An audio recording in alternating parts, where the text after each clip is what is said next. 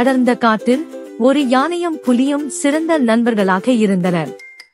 அவர்கள் ஆற்றின் அருகே விளையாடினர், பழங்களை பறித்து பகிர்ந்து உண்டனர், தேவைப்படும் போதெல்லாம் ஒருவருக்கொருவர் உதவினர். ஒரு நாள் அவர்கள் காட்டின் வழியாக நடந்து செல்லும் போது ஒரு மரத்தின் அருகே ஒரு பளபளப்பான பை கிடப்பதை கண்டார்கள். புலி அதை விரைவாக தனது பாதத்தால் எடுத்து திறந்தது. உள்ளே தங்க நாணயங்களும் அதன் மீது பெயர் பொறிக்கப்பட்ட ஒரு காகித துண்டும் இருந்தன. புலியின் கண்கள் மின்னின. ஐயோ, நாம் அதிர்ஷ்டசாலிகள்! நமக்கு கிடைத்த இந்த புதையலை நமக்காகவே வைத்துக் கொள்வோம் என்று உற்சாகமாக சொன்னது.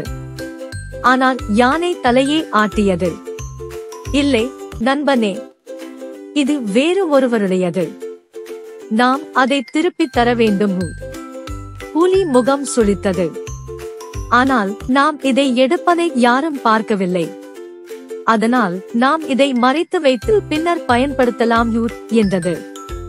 ஆனால் யானை உறுதியாகச் சொன்னது, யாரும் பார்க்காவிட்டாலும் சரியானதை செய்வது முக்கியம். உரிமையாளர் எவ்வளவு சோகமாக இருப்பார் என்று கற்பனை செய்து புலி ஒரு கணம் யோசித்துவிட்டு தலையசைத்து, நீ சொல்வது சரிதான் யானே, இதை தொலைத்தவர்கள் கவலையுடன் இருப்பார்கள்.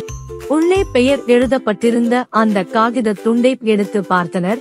அதில் கவி என்ற பெயர் எழுதப்பட்டிருந்தது. அது குரங்குடையதுன்னு தெரிஞ்சுக்கிட்டாங்க.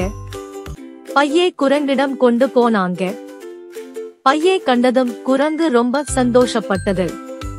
நன்றி அன்பான நண்பர்களே, நான் அதை கண்டுபிடிக்கவே மாட்டேங்கிறேனோன்னு கவலைப்பட்டேன் என்று சொல்லி அவர்களுக்கு பரிசாக சுவையான பழங்களை கொடுத்தது. அவர்கள் திரும்பி நடக்கும்போது புலி சொன்னது, நாங்க சரியானதை செய்ததில் எங்களுக்கு மிக்க மகிழ்ச்சியூர் என்றது. யானை அவன் முதுகை தட்டி கொடுத்தது. கதையின் கருத்து அதுதான், உண்மையான நட்பு ஒருவருக்கொருவர் நல்ல செயல்களை செய்ய உதவுவதையும்